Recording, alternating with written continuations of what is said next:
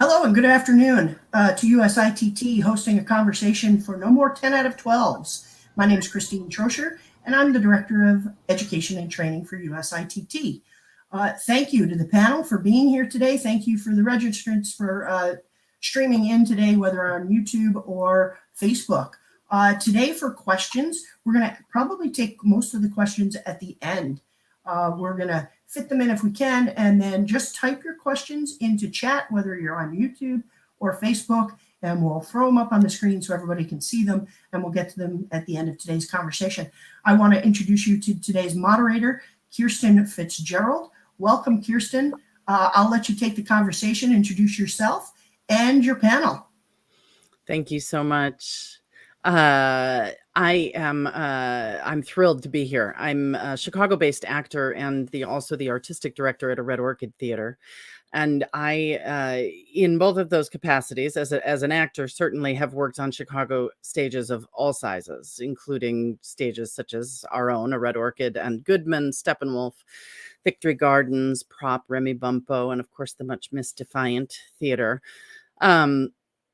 I am super grateful to be having this conversation with everybody here. I want to introduce you to the panel. We have Maggie Full-of-Love Nugent with us, also from Chicago. And Maggie's been working as a production manager, designer, and technician with Chicago storefront theaters for almost 2 decades before becoming a production manager or the production manager at Timeline Theater. Maggie taught technical theater at North Park University and actually helped create the theater major there based on a storefront model. She is also an organizer of the Chicago Green Theater Alliance and a member of both the National and the Midwest Production Managers Forum.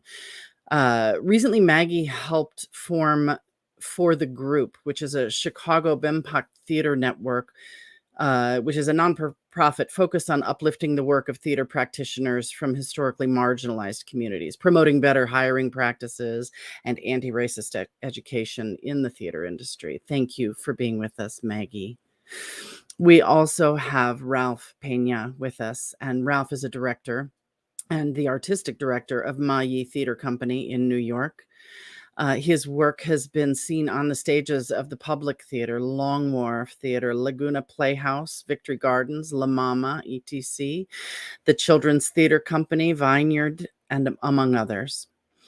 As Ma Yi Theater Company's artistic director, Ralph has been instrumental in establishing Ma Yi as the country's leading incubator of new works by Asian American playwrights, reaping numerous Obie and Drama Desk Awards, as well as a Lucille Lortel Award for Best Musical and the 2018 Ross Wetsiston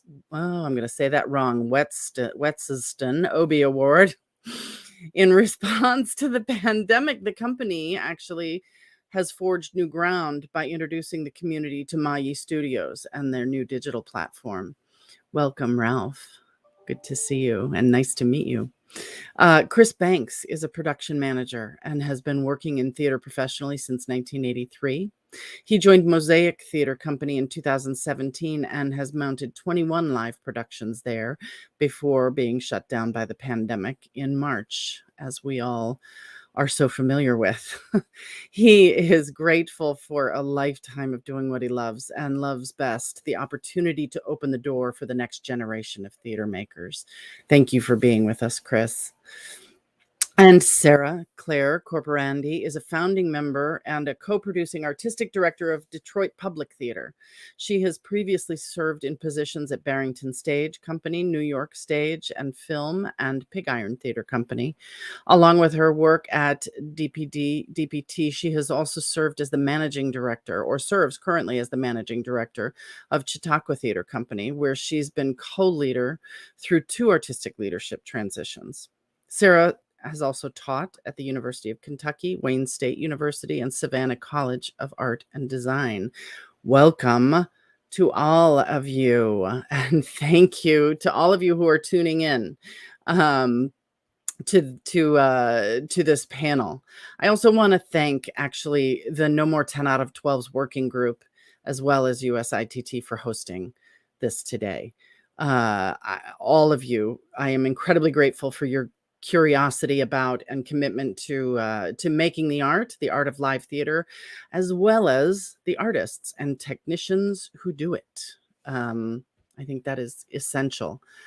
I'm super excited about the really broad, everyone in this room, all of us have some more than one, have experience in more than one role in the theater community and at each of our theaters, whether production manager, actor, artistic director, and probably more than those things that I'm mentioning.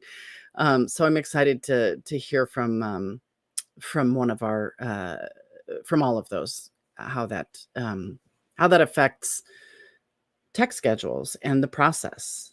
I want to jump right in by acknowledging my own, I feel like, naivete at some point, because I think I walked into the professional world both as an actor and then consequently as an artistic director, knowing that 10 out of 12s are what we did in school. It's what's those, allowed in contracts, and so it must be the best or the right way. Several years back, one of our ensemble members at a Red Orchid came to me expressing some concern for the well-being of herself and the actors and the designers, as well as for the show. And this concern was related specifically to the 6-day work week, as well as the long tech days. In Chicago, we have a tiered contract structure, and we had recently shifted from tier 1, which allows for a 5-day work week with 2 consecutive days off, to a tier 2 contract, which allows for a 6-day work week. And because it was our equity agreement, we increased those work days and those hours accordingly, because more hours means better production or better product, right? Supposedly, maybe. As a smaller group, and as we thought about changing that, we have been able to be fairly nimble, and making that shift back to a 5-day work week and a maximum of 8 out of 10 hour tech days was sort of a no-brainer for us. But I know that that's not the case for everybody. And certainly there were challenges, but the benefits far outweighed them. I would love to know from this group of folks how or what challenges or what was the impetus for you to make that shift back to a shorter work tech days, and what challenges you have found in that. Maggie, will you jump in for me here, and we can pass it on, and you can pass it on as you. Absolutely. Hi again. So happy to be here and having this conversation. And one thing I want to be clear on is not speaking for everyone here, but we don't have all the answers yet. We're figuring this out together and learning from each other. And part of this examining of like you said, we all just assumed that this was one right way, there was only way to do this, is not the case. We are trying to figure out a different way to make the sandwich. And I don't think I did not know that was possible because of my training and the training of people before me. So that's the first hurdle to get over, is to realize that you can do something different, and we're all experimenting. We're gonna, I feel very proud to say I finished 2 calendars for our upcoming season today, and they look very different based on the show, and all kind of elements of the show. Yeah. Anyone else want to jump in? Ralph, go ahead. I see your hand pop up there. Yeah. So first of all, thank you for having me be part of this. Mayi is a BIPOC-led theater company, and part of the switch over to this no more 10 of 12s and 5-day work week as part of the demands that was put by We See You What White American Theater. So that was carried over to us. For us, we operate on an off-Broadway contract, so we're dealing with multiple unions right now, finding out how to go onto a 5-day work week, what that would mean for them. generally, we were now staggering our actor rehearsal schedule and our load-in schedule so that our load-in schedule has the weekend and our actors have that off. It's again, we're all trying this. It's all new for us. But the bottom line is we are adding 30% to our production costs.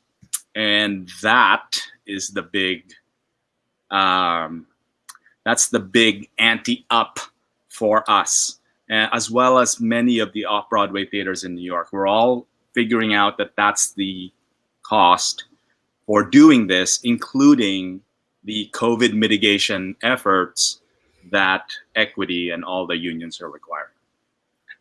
So I'm passing it on to Sarah. Thank you, Ralph. And again, thank you for having me. It's great to hear the different stories about how we are all approaching this. And again, we do not have this figured out either perfectly. But what I will say is, and here's Kirsten, I love that you brought up the word nimble. It's a word that we live by. We're only 6 years old, and out of necessity, we were nimble in the beginning. You know, there were 4 of us that were full-time. 3 of us were founders.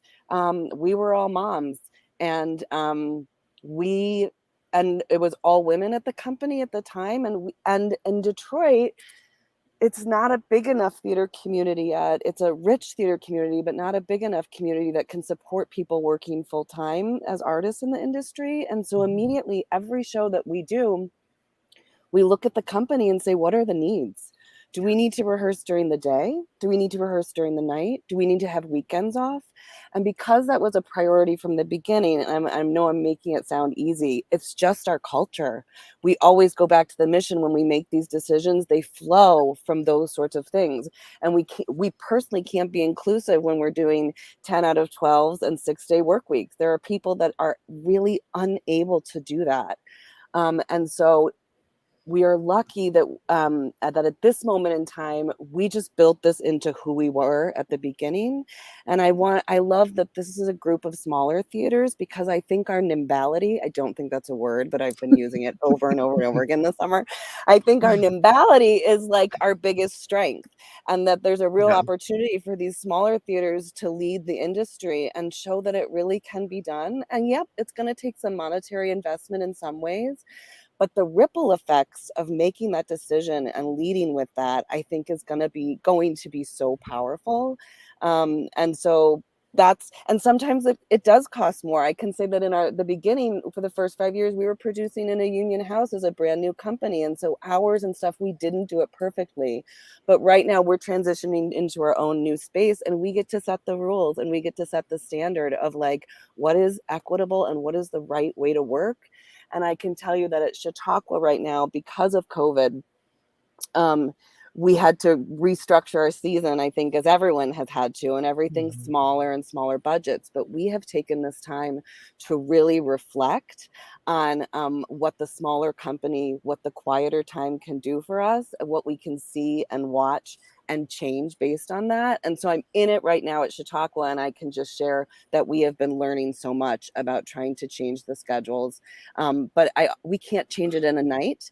And I do think there are really large institutions that are going to need help from the smaller institutions to show them how to do it. Because if you're turning a rowboat around in the sea, it's much easier and quicker than a huge cruise ship. Like, that's just a reality. And so how can we help each other? I rambled a bit, but that's my thought. I love that, Sarah. Thank you. Chris, do you have anything you want to add? You're muted. There we go. Sorry. I'm sure that won't be the last time that happens. Well, it won't be the last time I do it, I'm sure. And thanks for including me and Mosaic in this. I mean, really, I just want to amplify what everyone else is saying. Our approach, the impetus for this discussion was as Ralph was mentioning, the We See You demands. It had come up, a few times over the years, and we should think about that. But nothing really forced. I don't want to say force that change. Nothing. There was no real stakes. So in this downtime during COVID, we sort of looked inward and are rebuilding the company and our culture.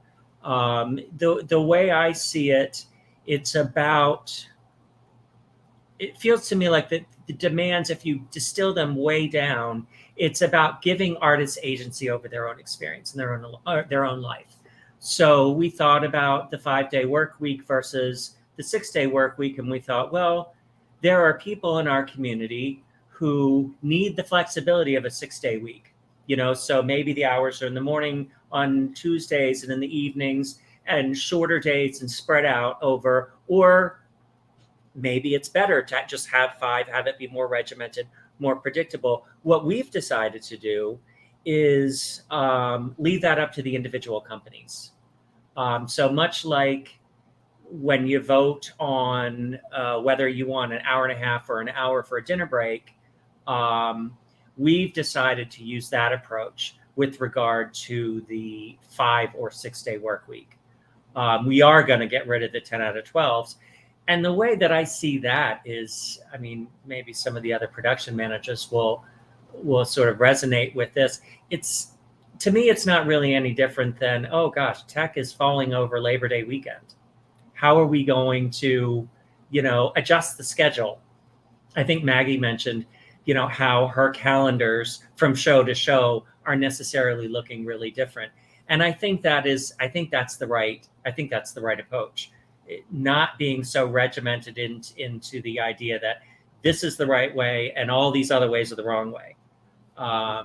If you respond to the needs of the individual company, driven by values, I think you can't really lose. And we'll discover how much more it's going to cost us. It will almost certainly necessitate something like that. Maybe we'll learn after doing it the first time, well, we might want to push opening back, give ourselves one more day, or have, start rehearsal a week earlier or a few days earlier to compensate.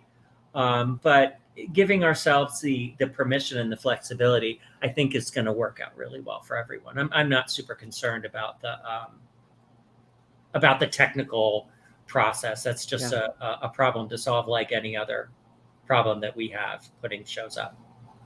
It's exciting to think about the actual calendar as I guess what is occurring to me is as we have grown our new plays and literary development at a Red Orchid, we have always insisted, as do many, that each of those processes looks very different depending on what the needs of the play and that particular playwright are.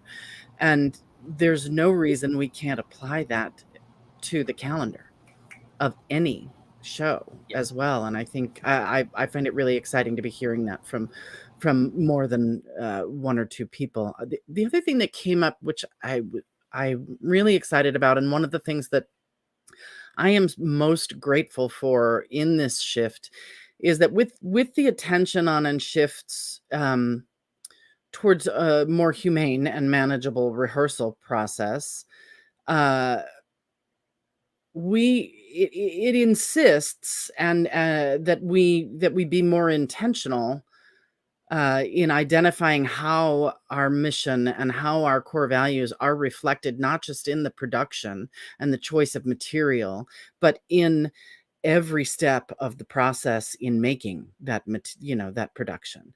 And I'd love to know where that resonates for any of you, or how you have come up against or in line with that. Does anybody want to jump in here? Ralph? Yeah. Yeah. I mean, 10 of 12s and scheduling and budgeting is only one aspect of this business of creating equity and agency. So we're now looking for affinity groups when we do culturally specific work within Asian American communities. There are many different ethnicities, and we need to create safe spaces for people that are in the minority in rehearsals. We also need community outreach people. So we have to look at that holistically for the safety, the agency, and the creative spaces that we create for people of color in the theater. So it's not just the 10 of 12s, and that's just one aspect of it. And sort of that's sort of what I would like to see all theaters do, especially when they're reaching out to communities of color. Yeah. Sarah, I saw your hand jump out there. Yeah.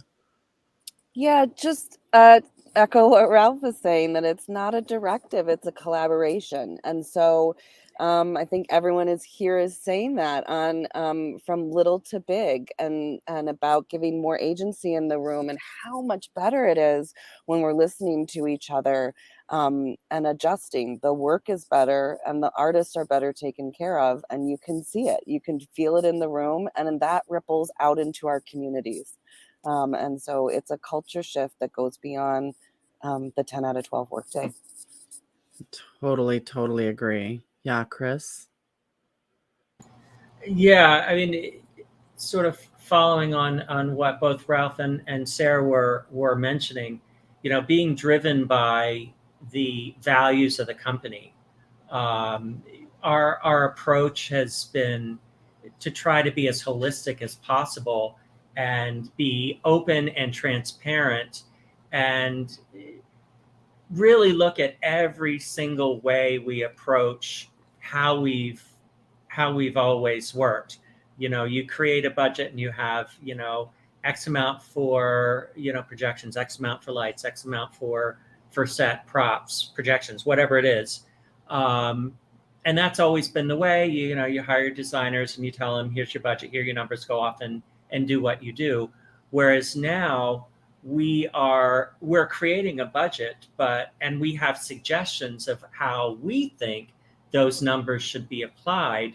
But what we're doing now is, at our first initial meetings with the director, say, here's the full budget. This is all of the money that we've allocated to this show. Let's have a conversation about how we think this money is best allocated. Maybe a show has a greater need in one department than another, and wants a little bit more of the pie. Yeah. And what we're letting the show and the artists drive the decisions, the technical decisions we make. And it feels pretty good in that way. And also to just to tag on to what Ralph was saying about making space for underserved minorities. I mean, there's so many different ways of describing them. Mosaic is particularly focused on creating a space for underserved voices and giving a platform to people to tell their own stories. And that's not always the same for every playwright, every actor, every designer. So we're getting good feedback from our artists as well, feeling like we're really leaning into the idea of theater as a collaborative art form from the very, very beginning. That's super exciting. I know we may have lost Sarah here, and hopefully she'll rejoin us, but Maggie, go for it.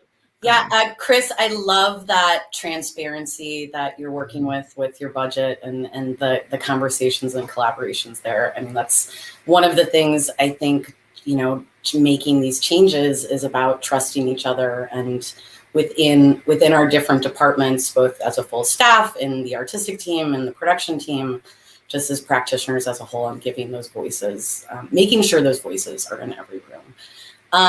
We've all kind of mentioned it in different ways, but changing these schedules is more money. And I think one of the biggest problems of really most theaters, but not-for-profit theaters and small theaters in general, is that bottom line maybe isn't changing very much right now.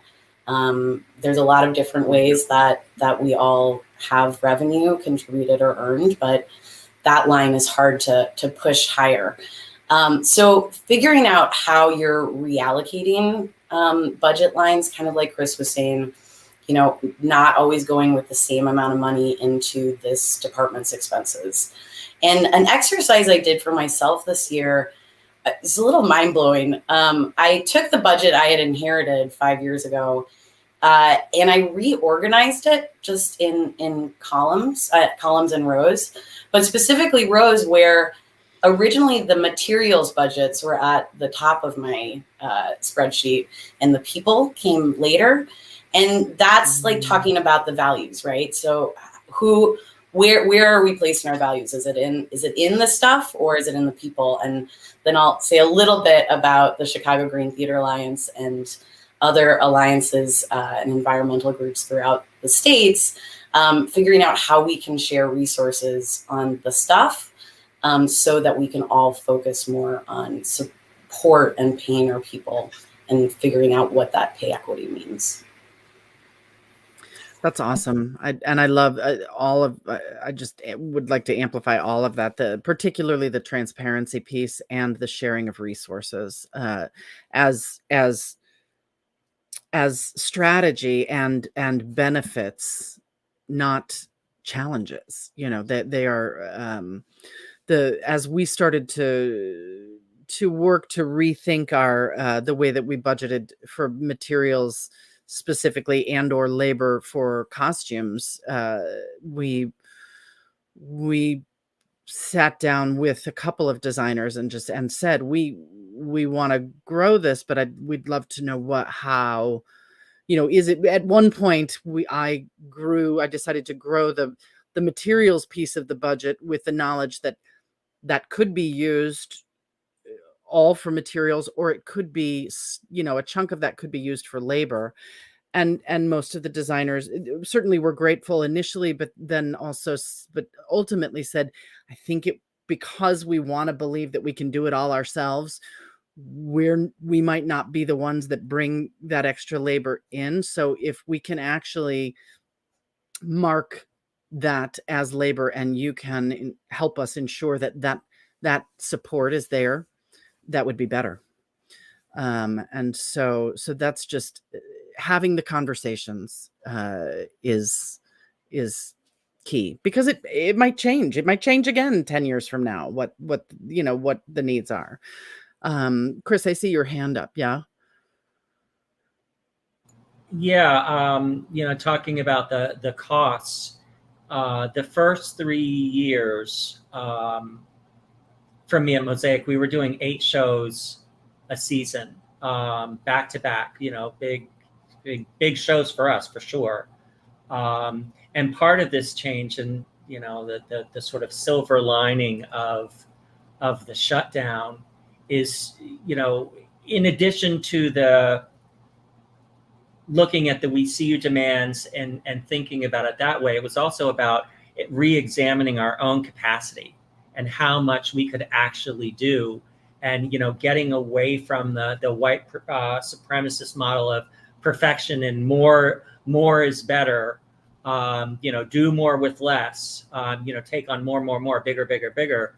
And what we've realized is that that can be really devastating to a group of people trying to do work, especially over time. And we've actually now cut back to six shows a season versus 8. So even without spending more money, we're just it's the same kind of thing that we're talking about doing with the individual shows and departments, looking at, as a company, our resources and how we've been allocating them, and what do we need to do to make a healthier, more supportive environment, and for everyone concerned, the people in the company and the company of the shows, sort of contractors that aren't on staff, reallocating that money means, okay, so we don't do 8 shows maybe, but we do 6 really great shows that leave the people happy and fulfilled and ready to come back and do some more. Yeah, this is super exciting. Sarah, dive in there. Just want to share that I think I've been taking a deeper step back, and someone mentioned something about partnerships, and I want to just dig into that, because that has been a real strength for DPT from the beginning in our growth, not only locally but nationally. And in fact, in our first year, shout out to Baltimore Center Stage that co-pro'd with us and went above and beyond to support us because of the mission of DPT in a co-production. And I think that we're stronger together. And what has happened, and I know that sounds cheesy, but what I mean by that, and for me, it's been a real reckoning with myself as an artist as I moved to Detroit. But like, it's not about competition. It's about work for all of us, good work, healthy work, collaboration, and lifting each other up. And even like conversations like this, we need to be sharing the resources and what we learned, not, you know, keeping it in our clusters. And I think most people want that. But we're in positions of power, and it allows us to solidify it in the institutions, not as just in the individuals' hearts. And so how can we continually be looking side to side to each other and say, hey, we figured out something and it's working really well for us.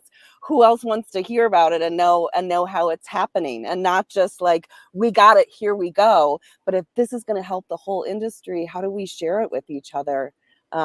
Just wanted to say that out loud, and that we're not always climbing this ladder to get higher. We're trying to reach broader and dig deeper into our communities with our artists and the work. And that if we can turn the focus there, I think a lot of this, the intention drives some of the decisions we make, the money, the awards, the recognition, the validation. And I think as we shift that, coming out of these two pandemics that our industry and our world are facing, that we have a huge opportunity to step into our art with a very different attitude. Yeah.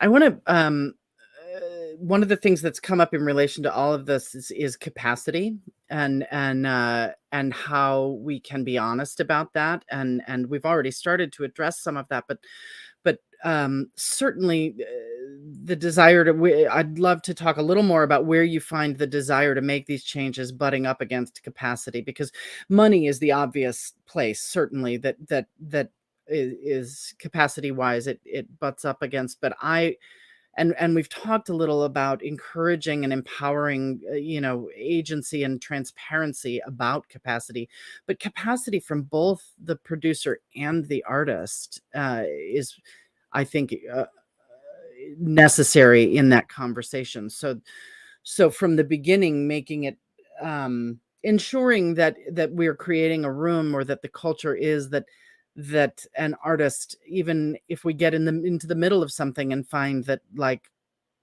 somebody is buried or behind or really struggling, that they can have that conversation with the team, with me, the artistic director, with their production manager, and we can work to adjust accordingly.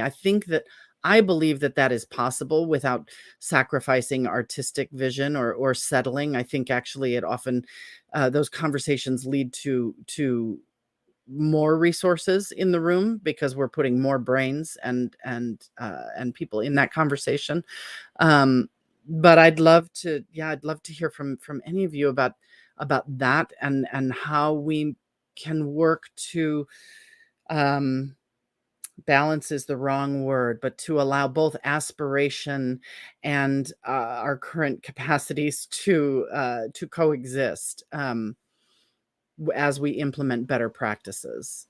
So over the last year and a half, we've been talking to our funders and our board, my board, and our donors, and broached this idea of pulling back on our output until we can figure out what this new model is. However, we're going to lead with, this is the new model. Everybody gets more money. Everybody works less. And let's see how we can populate the season that way and get a commitment from them. A, that they're not going to force us to come up with 5 shows a year. B, all that stuff. And to have access to a reserve of cash. So those things, this wasn't like an overnight thing. We knew it was going to happen last year. So we have funders who've are in line to do this with us, but I don't know what the future will be. I don't know how many more shows per season, knowing there's still so many variables right now. But the first thing for me was to secure that side of the equation before forging ahead, because I did not want to go into this and then go, I don't have the money. So, yeah. I agree, Ralph. We knew after year 2 that we were going to grow faster than we realized, and we did not want to grow irresponsibly and become big in a way, but the infrastructure wasn't in place. And so the first thing we did was hired someone to do a strategic plan with us, went to the board. We made a 3-year strategic plan. And that plan included, if we say we're going to be an organization, an anchor organization in the city that brings all of the theater arts in the city together, that brings national attention, that cross-pollinates our artists nationally and brings national artists in, we have to pay people what they're worth. And so the plan, and so again, this took time, but we made the plan. We did a lot of research on salaries, and we looked at where we wanted to be in 5 years and where we were and incrementally what we had to do. And we started that, and then the pandemic hit. So I can tell you, I know these are smaller theaters, and I know like capital campaigns and raising money is a lot. I can tell you we're a small company that had this in place when the pandemic hit. And a year and a half later, I didn't lay off any of the 7 people that worked with us, and we just gave everyone raises in health insurance. And every single person is getting a raise, but we had to plan it. And we didn't, we're not doing 8 shows. We're doing 4 shows this season, and we're trying to run them longer and get more bang for the buck and spend more money on marketing. And there are a lot of people out there that have never walked into these theaters before. That we have work to present to. So again, yes, it's not overnight, but the planning and the time and looking where you're going, and then each year how you take the steps to get there is how we did it. And we talk about it with funders all the time and donors. That's super, super exciting. And I just want to acknowledge also then having those conversations and being honest about where you are in the process with the artists that you're hiring is, I just want to add that as part of the equation to that process that I have found, or that I would like to be better at or get better at as well. Yeah, and I think it's transparency of expectations on all sides, right? It goes back to that conversation, collaborative conversation of having your costume technicians make the budget with you based on the show and what you are expecting from them and what they expect from you. And this is something I've been saying to many students and young artists right now. It's like, can you give me one piece of advice? And going into the small theater world is make sure you ask for what you need. That is not something that I did 20 years ago. Nope. That's spectacular. and something we should be encouraging across the board, I think. Yeah. I've always said somewhat glibly to the folks that I work with and who work, designers, technicians, all of that, is that my goal is ideally to be the least qualified person in the room. If everybody, I don't have to know all the answers to everything, but I have to know that I've hired really smart, really talented people who do know the answers, and to support them so that they can, execute the plan. And, as Maggie was saying, I think is just so spot on, to go to the people and say, okay, here's the show.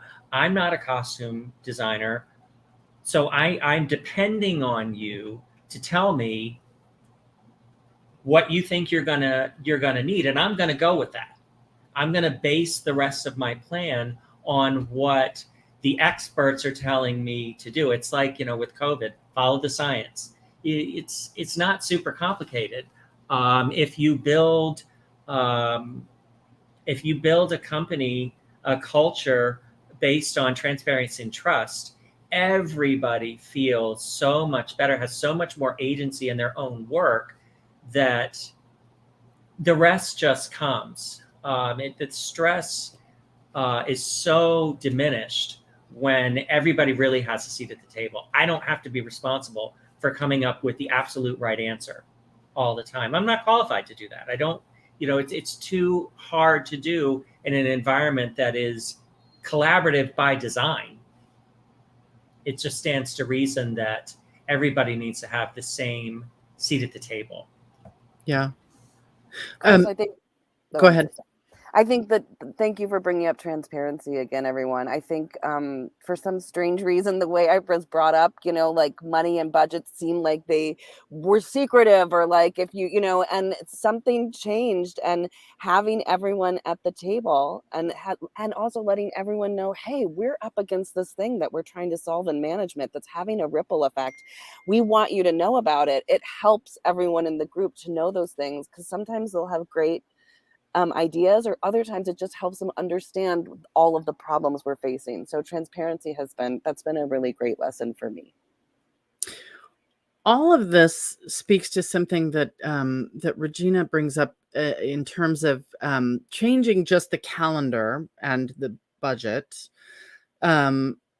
Changes the ask sometimes when it comes to putting a design team together for a production, I think. And so perhaps it even allows for or demands a different kind of collaboration that continues through the whole rehearsal process.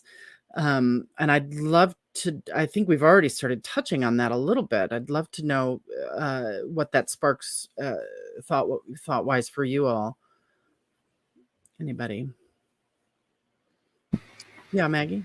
Well, that's one of the things I think Ralph pointed out right at the beginning of our conversation today, that we need to spend more money on, and it may not be the most amount of money that we want, but continuing to improve line items and add line items of support where there haven't been before, to create equity between departments.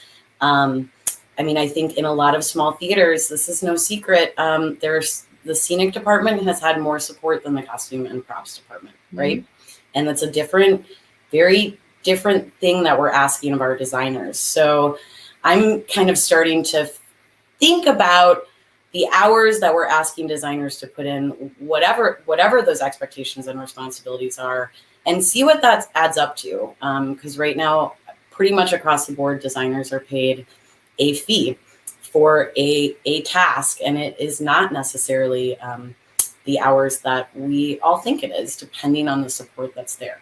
So really that question brings up for me, like, how do I get more money for the time of the people that I am trying to support to make art, and make that equitable across departments?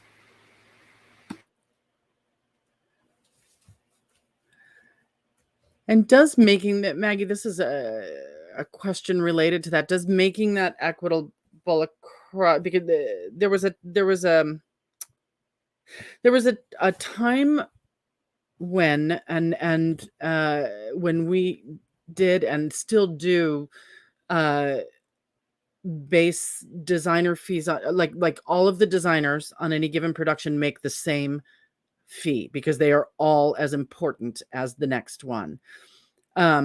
There are shows where some departments are larger than, or may have larger demand than others. And I'm wondering, I'm super curious. I know this isn't really on the agenda, but how are you handling that? Or do we need to look at this much like we look at the whole budget, the whole production process, that it is different for every production, the way that those fees get established? Yeah, Ralph. Oh, well, for us, there are union minimums, right, for USA. Mm-hmm. So we follow that. But the rule of thumb is we've established that the poverty line for New York is $25 an hour. You have to be above that to be above the poverty line. So that's a test we apply down the line from the crew to everyone to make and estimate the hours that they spend to make sure we're not going down that number. And it's a very tricky and very difficult proposition to do, But again, you gotta do it. That's the kind of commitment you're asking for, so that the director, doesn't make thousands and thousands of dollars, and you've got a crew member making $10 an hour. So that is the kind of parity and equity we're looking for.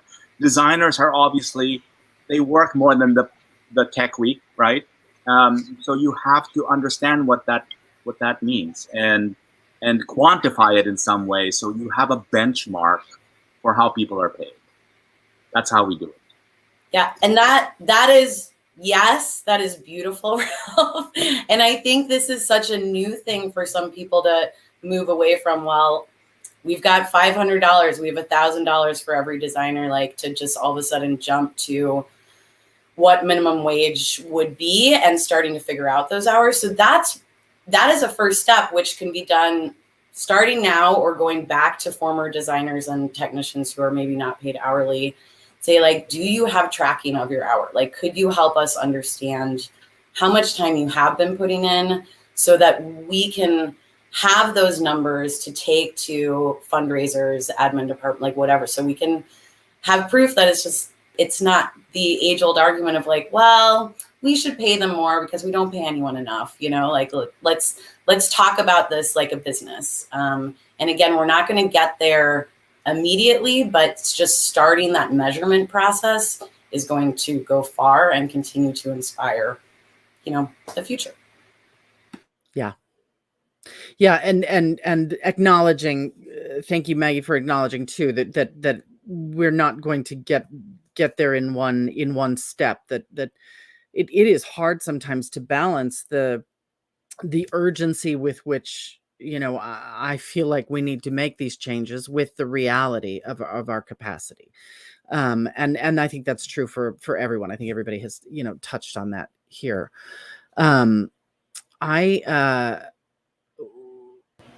of the design areas that I think maybe perhaps benefits most from the 10 out of 12 that we haven't really talked about or is the lighting department. And I would love to know if any of you have any thoughts about how we can encourage or ensure that they have also the support and hours they need to do the work to create the magic. I feel like I'll jump in because I am also a lighting designer. Oh, brilliant. I didn't remember that, Maggie. I'm glad we have one in the room. Available for hire as needed. So I'm really excited about the new tech schedule that we're going to try out this year, which is we are also a Chicago area theater, equity theater that allows 40 hours a week in a tech week, which again is 40 hours a week for actors and, well, actually just actors. Stage managers are going to work more than that. And then everyone who works around them works more than that. We're doing 1 to 9:30s for 5 days. Now that's a little hard if people have other daytime jobs, activities they need to do. But the idea of having a shorter span of day, being able to have a meeting earlier to allow for breakouts and notes as needed and still getting out of the building before, let's say, midnight or 11, and like what kind of humanity that brings to the table is very exciting for me as a designer. And it also is potentially about bringing people in earlier before the first day of tech. One of my tech days is a light over day so that the actors are spacing in, getting used to some props, but also the lighting designer is asked to be there to kind of see the movement. I think we've learned a lot with digital resources this past year. And if equity and other unions can agree, like there can be additional resources given to designers to feel like they are in the room or be in the room on Zoom call, just be there a little more. And to every designer listening, yes, that also means you should be paid more. And that goes back to what I was saying in the last comment. Super, super exciting. We also made a shift in our in a schedule in that we expanded our tech time a little bit, and we expected some of our designers to struggle with that, to be upset with potentially being in the room for more days. And across the board, every one of them was actually really excited about it and more than willing to, because it meant that they had more time to play. I think that some of this, and Brian actually here is echoing Maggie, your like tech over days, like layering in pieces. It has been super helpful and is exciting. I think that some of this is extra hard and challenging for our itinerant theaters, for theaters that either share or rent space. Because oftentimes, well, the way that people are typically renting space is by the hour or by the week or by the day. And I'm wondering, other than demanding that the building owners change that, which I'm all for, what strategies or things that we might have to share from our own experience, or just ideas to schedule, note sessions and take advantage of the availability of the space without overburdening the team, that kind of thing. That's going to be a really hard thing to juggle. So for us, the way to do that is to increase rehearsal time and to increase tech time. So we've added 2 weeks to that process. That's why our costs are high, because we have to pay people to work longer and be in the theater longer. So there are it's very difficult to try to do this, because you might be saving one aspect of the production but sacrificing another. So I think you have to look at it holistically. Nobody works more than 5 days a week, and tech is going to be straight 7s for 8 days, spread over 2 weeks. So it's tough when you're trying to like squeeze everything into a traditional model. I think everything is out the window, and you have to build from scratch. I agree, Ralph. I think I have been a part of many processes where I'm like patching together something, and boy, am I taking advantage of this time to kind of start over and build something that's new and right. And I think I'll agree with Ralph that it did cost us money, and we weren't in our beginning. We weren't able to like add 2 weeks. That is not the capacity we were at. But we started by adding a day or two and adding a dry tech day, that there weren't actors there, or a day or two of that it was just about the designers in the space. And it was just about the stage manager and them in the space and the director. And that takes some of the pressure off of like, oh my God, here we go. Tight time. Everyone better have all their shit together. Let's go. It's sort of that introduction of everyone walking into the space and kind of getting settled in, and even just adding a day or two to set that tone, instead of that tone of first day, here we go, we're already out of time. It was different to set a different tone of gradually coming in, and then when the actors come in, the space really is ready, and all of the people that are running the space have been able to be in the space and be ready and centered in the space. And it sets a different tone for the work when you bring the actors in and start that tech process. And so it's sort of also prioritizing both of those teams and giving those designers and technicians their space and their attention, so that they, as their performance, feel ready and centered to then serve tech the way that they want to serve, and vice versa.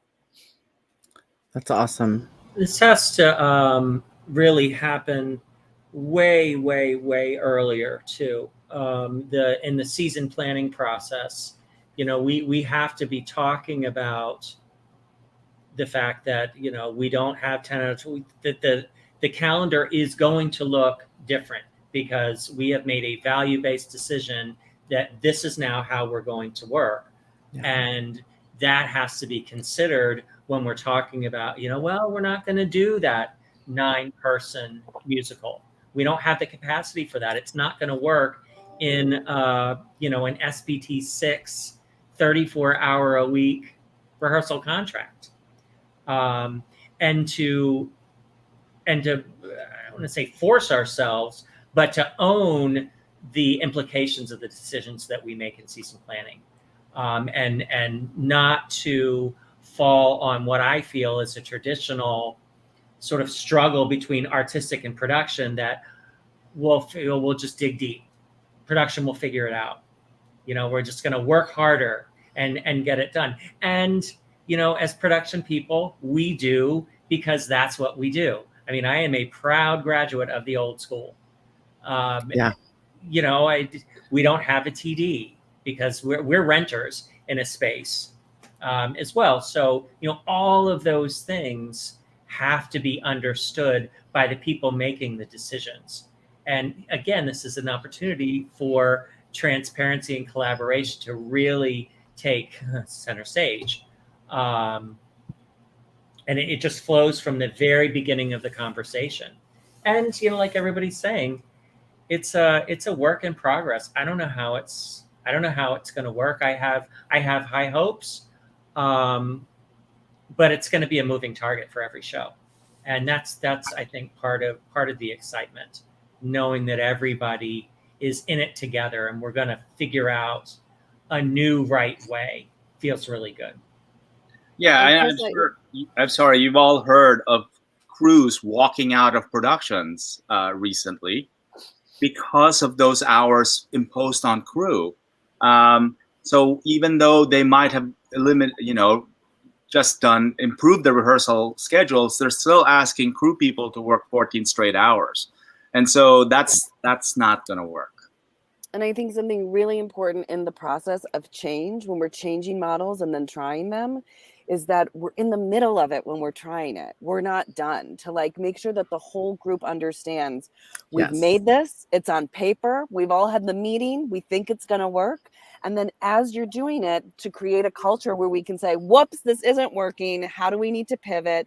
And to hold space that it's not going to be perfect during the whole time, but to know at the end of that process, we're going to revisit, we're going to have a check-in, and then we're going to make it better for the next time. But just understanding that it keeps going. It's not done once you start the production and you go in. Yeah, and that everybody in the room, all the people doing the work, get to participate in that decision.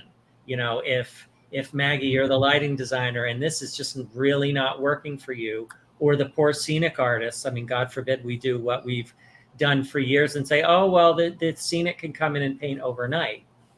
I don't know if y'all remember the big storm, the big snowmageddon that we had some numbers of years ago, and I had a scenic artist volunteer. Oh, I'll come in and do the painting overnight, and she got stuck in the building for 3 days. I mean, craziness. Knowing that that's not really on the table anymore necessitates that we make, that we factor that into our choices, and we're not going to get it right every time. One idea someone mentioned to me recently, I wish I could give them credit, but was, what if we made a calendar that everyone saw what everyone was doing, right? So the actors knew that the scenic artist was coming in at ungodly hours, or, when the carpenters had to show up in the morning to make sure that the space was clean by noon, just again, that level of transparency, and it adds humanity to that collaborative room that we're trying to create. So I haven't done it yet, but it's a really cool idea. If anyone has, I'd love to hear more about it. I've actually got one. I'll share it with you. Make sure you send me your email. I would love that. I would love to see that as well. It's pretty good. It's a crazy looking calendar, but it's pretty cool.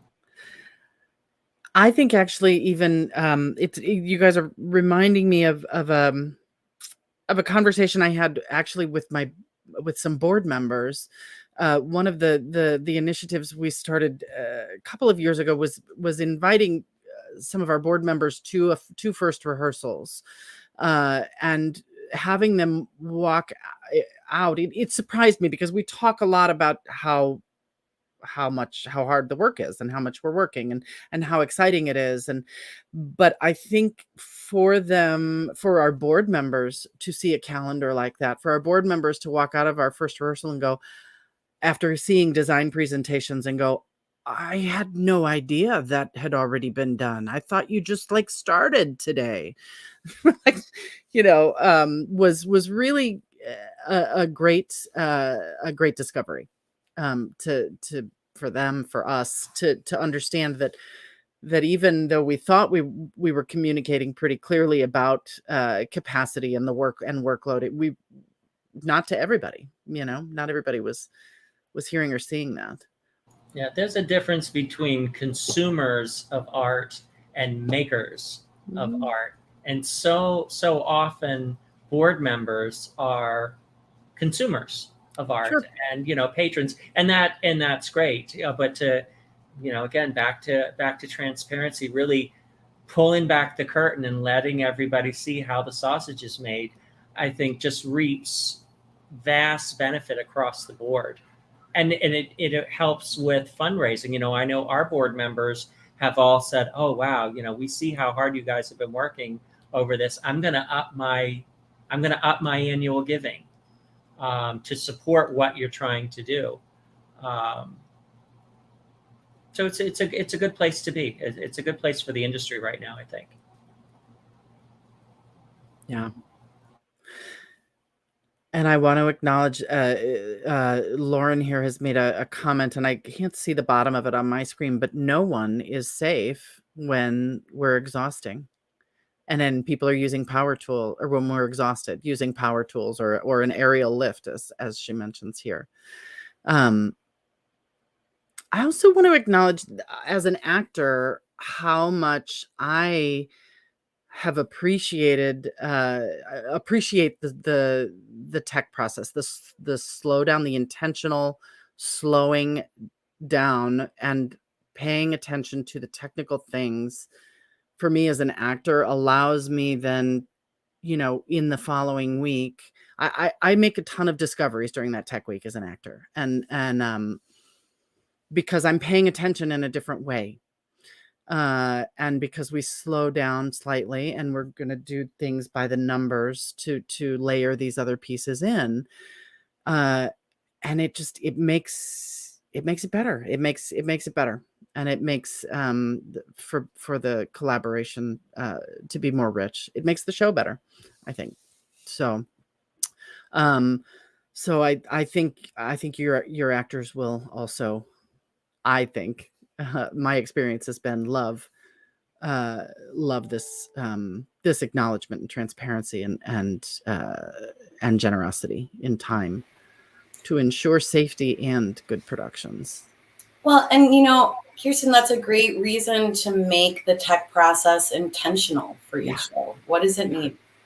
And I think we've all said that in different ways. Yeah. I want to just acknowledge that we have time for another question or two, if anybody wants to throw one into the chat. But I also don't want to keep anybody, for unintentionally, I guess. Thank you for returning and for sharing this website with us. Oh, absolutely. I want to thank the panel. Thank you for all being here. Thank you for sharing in this very important conversation. And thanks to the No More 10 out of 12's team for allowing USITT organization to host this conversation. I know in a couple of weeks, there's going to be another session in the series, No More 10 out of 12's for touring. And then in about a month, the end of the September 1st, I believe, they're going to hold like a series finale. So the last conversation in this series. And I popped a link up there. All you folks registered to join this conversation today anyway. There's the link you can find future webinars listed at. If you keep in mind that we do have a conference, hopefully we'll be meeting for the first time in 3 years next March in Baltimore. I'm just vamping a little here, folks. See if there's another comment or a question pops up, but I don't want to keep anybody. Thanks for the audience. Very great audience we always have, very engaged, and thanks for being interested in changing maybe the course, the history here when we have the time and the chance to do so. I don't see any questions popping up, so I don't want to keep anybody. I know you're all very busy and you just gave a very valuable time to us today. So I'll say goodbye for today, unless somebody has a final thought. Nope, everybody's waving goodbye. Thank you very much for joining us today, and we'll see you in a couple of weeks for our next conversation. Have a good day, Thank you. everybody. Thank you all so much. Thank you.